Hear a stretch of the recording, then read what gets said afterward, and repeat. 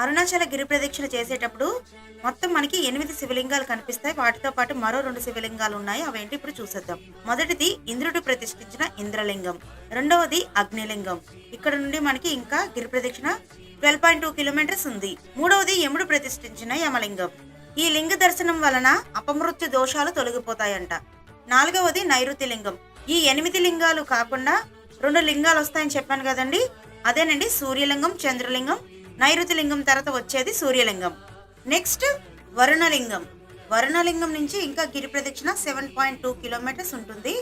Next వాయులింగం. వాయులింగం నుండి ఇంకా గిరి ప్రదక్షిణ 5.6 కిలోమీటర్స్ ఉంటుంది. వాయులింగం తర్వాత చంద్రలింగం. చంద్రలింగం తర్వాత కుబేరలింగం. కుబేరలింగం తర్వాత లాస్ట్ ఈశాన్యలింగం. ఈశాన్యలింగం నుంచి ఇంకా గిరి ప్రదక్షిణ 3 కిలోమీటర్స్ ఉంటుంది.